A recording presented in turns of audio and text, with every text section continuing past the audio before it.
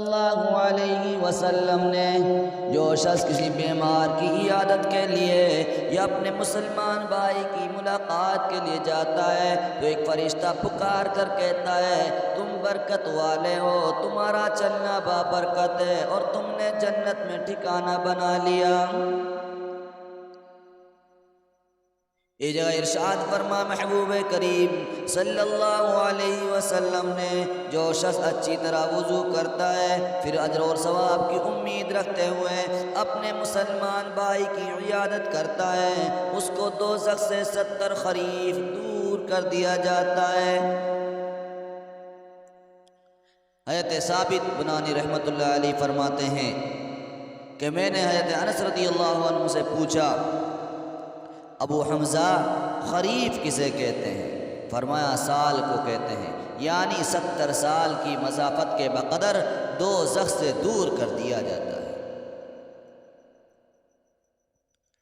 ارشاد فرما محبوب کریم صلی اللہ علیہ وسلم نے جو شخص کسی بیمار کی عیادت کے لیے جاتا ہے وہ رحمت میں غوطہ لگاتا ہے اور جب بیمار پرسی کے لیے اس کے پاس بیٹھتا ہے تو رحمت میں ٹھہر جاتا ہے۔ حضرت عمرو بن حزم رضی اللہ عنہ کی روایت میں ہے کہ بیمار کے پاس سے اٹھ جانے کے بعد بھی وہ رحمت میں غوطہ لگاتا رہتا ہے یہاں تک کہ جس جگہ سے عیادت کے لیے گیا تھا وہاں واپس لوٹ آئے۔ حضرت انس بن مالک رضی اللہ عنہ فرماتے ہیں کہ میں نے محبوب کریم صلی اللہ علیہ وسلم کو یہ ارشاد فرماتے ہوئے سنا جو شخص بیمار کی عیادت کرتا ہے وہ رحمت میں غوطہ لگاتا ہے اور جب وہ بیمار کے پاس بیٹھ جاتا ہے تو رحمت اس کو ڈھانپ لیتی ہے۔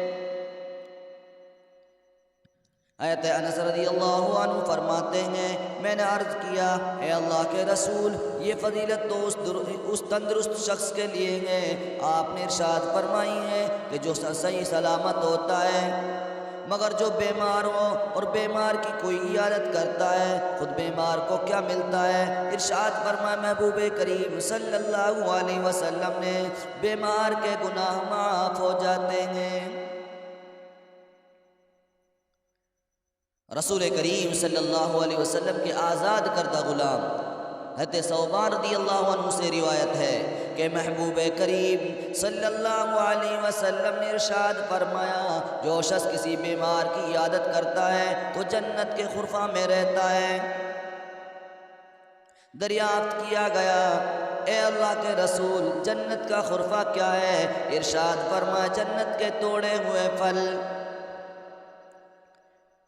یہ جگہ ارشاد فرمایا محبوب کریم صلی اللہ علیہ وسلم نے جو مسلمان کسی مسلمان کی صبح کو عیادت کرتا ہے تو شام تک 70,000 فرشتے اس کے لیے دعا کرتے رہتے ہیں اور جو شخص شام کو عیادت کرتا ہے تو صبح تک 70,000 فرشتے اس کے لیے دعا کرتے رہتے ہیں اور اسے جنت میں ایک باغ مل جاتا ہے۔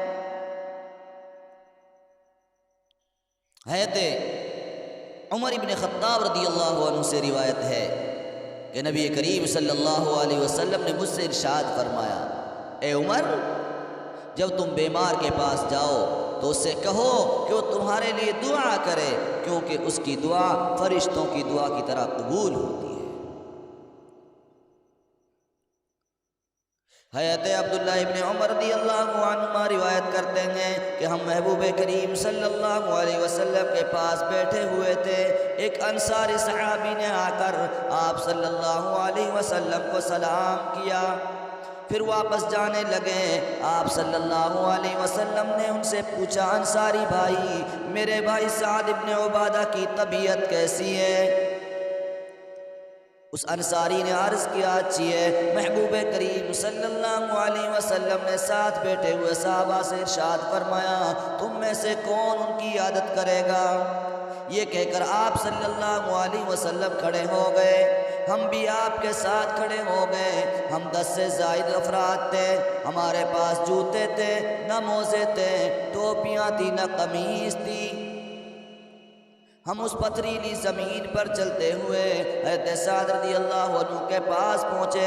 اس وقت ان کی قوم کے جو لوگ ان کے قریب تھے پیچھے ہٹ گئے۔ رسول اللہ صلی اللہ علیہ وسلم اور آپ صلی اللہ علیہ وسلم کے ساتھ جانے والے صحابہ کرام ان کے قریب ہو گئے۔ ایک حدیث میں ہے کہ حضرت ابو سعید خدری رضی اللہ عنہ فرماتے ہیں کہ انہوں نے رسول اللہ صلی اللہ علیہ وسلم کو ارشاد فرماتے ہوئے سنا، جس شخص نے 5 اعمال ایک دن میں کیے اللہ تعالیٰ اسے جنت والوں میں لکھ دیتے ہیں۔ پہلا عمل یہ ہے کہ بیمار کی عیادت کرے، دوسرا جنازہ میں شرکت کرے، اور تیسرا کام کیا ہے کہ روزہ رکھا ہو اس نے، اور چوتھا جمعہ کی نماز کے لیے گیا ہو، اور 5واں غلام آزاد کیا۔ آج یہ کام سرے سے ہی ہم نہیں کرتے، اور کرتے بھی ہیں تو پھر اللہ ہی مالک ہے کہ ہماری نیت کیا ہوتی ہے، ہمارے ارادے کیا ہوتے ہیں۔ حضرت معاذ بن جبل رضی اللہ عنہ محبوب کریم صلی اللہ علیہ وسلم کا ارشاد نقل فرماتے ہیں کہ جو اللہ تعالیٰ کے راستہ میں جہاد کرتا ہے وہ اللہ تعالیٰ کی ذمہ داری میں ہے، اور جو بیمار کی عیادت کرتا ہے وہ اللہ تعالیٰ کی ذمہ داری میں ہے۔ جو صبح یا شام مسجد جاتا ہے وہ اللہ تعالیٰ کی ذمہ داری میں ہے۔ جو کسی حاکم کے پاس اس کی مدد کے لیے جاتا ہے وہ اللہ تعالیٰ کی ذمہ داری میں ہے۔ جو اپنے گھر میں اس طرح رہتا ہے کہ کسی کی غیبت نہیں کرتا وہ بھی اللہ تعالیٰ کی ذمہ داری میں ہے۔ حضرت ابو ہریرہ رضی اللہ عنہ سے روایت ہے کہ محبوب کریم صلی اللہ علیہ وسلم نے ارشاد فرمایا، جو شخص جنازہ میں حاضر ہوتا ہے اور نماز جنازہ پڑھے جانے تک وہی جنازے کے ساتھ رہتا ہے تو اس کو 1 قیرات ثواب ملتا ہے، اور جو شخص جنازہ میں حاضر ہوتا ہے اور دفن سے فراغت تک جنازے کے ساتھ رہتا ہے تو اس کو 2 قیرات کا ثواب ملتا ہے۔ رسول اللہ صلی اللہ علیہ وسلم سے دریافت کیا گیا 2 قیرات کیا ہیں؟ ارشاد فرمائے 2 قیرات 2 بڑے پہاڑوں کے برابر۔ ایک اور روایت میں ہے کہ 2 پہاڑوں میں سے چھوٹا احد پہاڑ کی طرح۔ حضرت عائشہ رضی اللہ عنہ روایت کرتی ہیں کہ محبوب کریم صلی اللہ علیہ وسلم نے ارشاد فرمایا، جس میت پر مسلمانوں کی بڑی جماعت نماز پڑھے جن کی تعداد 100 تک پہنچ جائے اور وہ سب اللہ رب العالمین سے اس میت کے لیے سفارش کریں، یعنی مغفرت و رحمت کی دعا کریں، تو ان کی سفارش ضرور قبول ہوگی۔ ایک روایت میں ہے محبوب کریم صلی اللہ علیہ وسلم نے ارشاد فرمایا، جو مومن اپنے کسی مومن بھائی کی مصیبت میں اسے صبر اور سکون کی تلقین کرے گا اللہ تعالیٰ قیامت کے دن اسے عزت کے لباس پہنائیں گے۔